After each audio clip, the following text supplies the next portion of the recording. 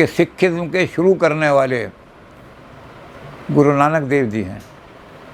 Sikhism को concrete रूप करके एक वाणी को इकट्ठा करके गुरु ग्रंथ साहब बनाने वाले गुरु अर्जुन देव जी हैं। लेकिन सिख धर्म को पूर्ण करने वाले वो दशमेश गुरु हैं। सिख धर्म की पूर्णता गुरु दशमेश के बिना नहीं होती। तो अब ये गुरु नानक देव जी की वाणी के बाद और भी वाणियाँ रची गई। अब सिख धर्म में इसका करने के लिए क्या करते हैं कि 2 चीज़ों का खूब पाठ होता है।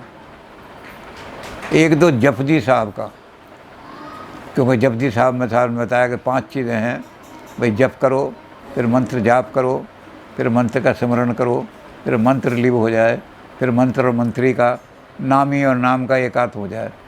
तो जपजी साहब में तो जाप के तरीके, मंत्र जाप कैसे करते हैं क्या नहीं था। और दूसरी चीज़ जो है, जो सिख धर्म का एसेंस निकाल कर रख देती है, वो है ब्रह्म के बारे में, ब्रह्म ज्ञान, और वो कहलाती है सुखमणि साहब। सुखमणि के 3 अर्थ लिए हैं लोगों ने। जैसे गुरु नानक देव जी की वाणी में अलग अलग बताया कि इन्होंने ये चीज़ मुसलमानों से ली है, वहदानियत का जो है, एक अल्लाह एक है, दूसरा उसके साथ नहीं है, वहदहु ला शरीक। इधर कुछ लोगों ने कहा कि गुरु नानक देव जी सूफ़ी मत के मानने वाले थे और उच्च कोटि के सूफ़ी थे, बाबा फरीद के बराबर। तो ऐसे ही लोगों ने तरह तरह से अपनी वाणियाँ अपने अपने तरीके से देखा। तो उन्होंने कहा कि ये गुरु नानक देव जी ने जो है सुखमणि साहब की रचना गुरुओं ने की है, और गुरुओं ने गुरबाणी के आधार पर ये सुखमणि साहब निकाल के रख दिए। तो उन्होंने भी इसके 3 अर्थ किए, और 3 तरीके से गुरु सुखमणि साहब का पाठ होता है। पहला अर्थ क्या है? सुखमणि, मन को सुख देने वाली। आपकी एंग्जाइटी है, आपकी चिंताएं हैं, आपके मन में विकार आ रहे हैं, आपके मन में बुराइयां आ रही हैं, तो मन को शांत करने वाली। इसलिए उन लोगों ने कहा कि जो पतंजलि का लक्ष्य था वो सुखमणि साहब का लक्ष्य है। योगा चित्त वृत्ति निरोध, योग का पालन करने से फिर चित्त में कोई वृत्ति नहीं आती। डिस्ट्रैक्टिंग स्टिमुली दुनिया में बहुत हैं, जो आपके मन को अपनी तरफ खींच करके पतन की तरफ ले जाते हैं, ऐसे बहुत हैं।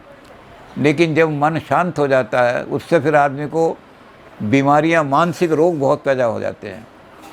लेकिन उन मानसिक रोगों का इलाज क्या है? वो दवाई डॉक्टरों के पास नहीं है। डॉक्टरों के पास जाओगे तो नींद की गोली दे देंगे सिर्फ, लेकिन आदमी चिंता मुक्त नहीं हो सकता। जब वो नशा उतर गया तो फिर वही चीज़ हो जाएगी। तो न्यूरोसिस यानी मानसिक रोग जो हैं, उनका इलाज कहाँ मिलेगा? तो उन्होंने कहा कि मन को सुख देने वाली ये सुखमणि है। सुखमणि का पाठ करोगे तो साइकोलॉजिकली आपका मन इतना दृढ़ हो जाएगा, इतना पक्का हो जाएगा कि संसार के जितने भी परिवर्तन हैं संसार के अंदर, क्योंकि प्रकृति तो परिवर्तनशील है, इस प्रकृति में तो परिवर्तन होते ही रहेंगे, लेकिन आपका मन विचलित नहीं होना चाहिए। जन्म भी होता है, मरण भी होता है, दुख भी होता है, सुख भी आता है, ये सब चीज़ें आएंगी।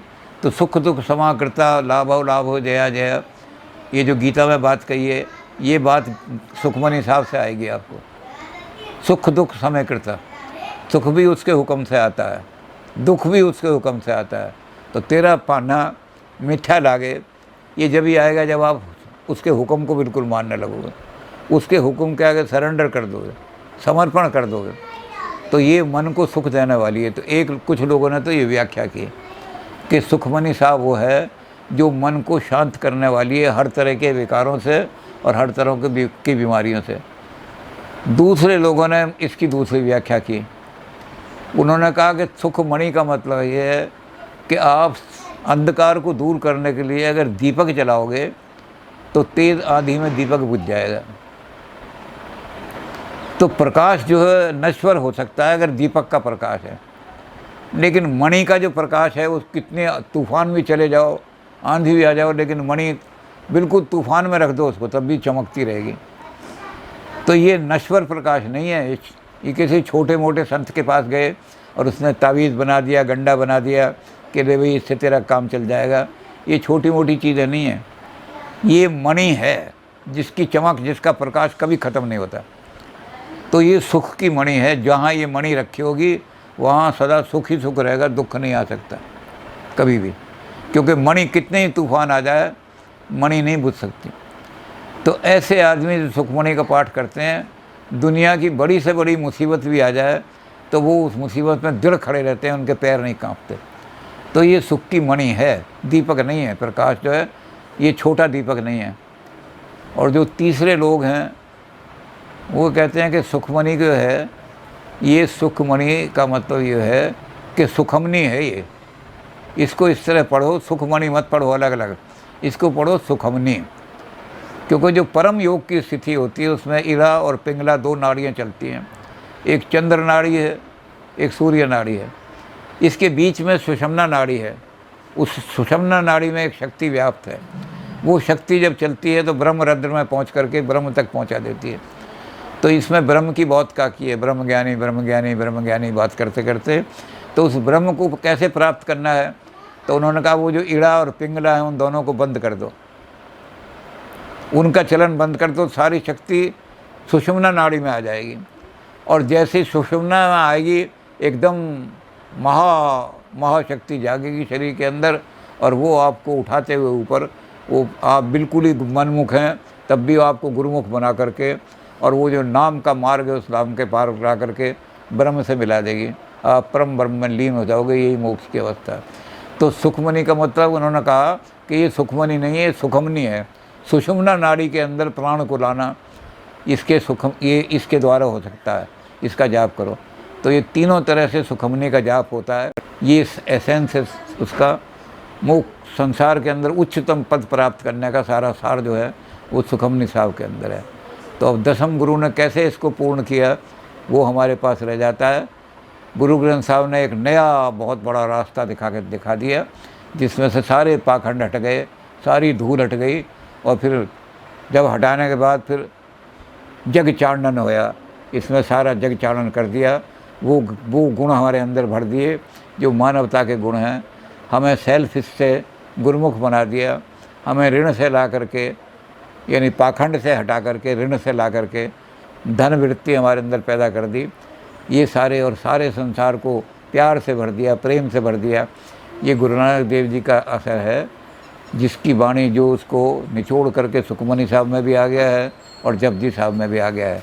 तो इनका जपजी साहब का और सुखमनी साहब का पाठ करो तो आपको वही पुण्य मिल जाएगा जो गुरु ग्रंथ साहब के पाठ से, क्योंकि 48 घंटे में गुरु ग्रंथ साहब का पाठ 48 घंटे में होता है, और इतना समय नहीं है तो सुखमनी का जाप कर लो। आजकल सुखमनी मंडल बहुत बने हुए हैं, सभाएँ, सुखमनी प्रचार सभाएँ। तो सुखमनी जो है इसको तीनों तरीके से देख लो। ये मन को सुख देने वाली है, ये सुख की मणि है, और तीसरा चीज़ ये सुषुम्ना में प्राण को ले जाने वाली है।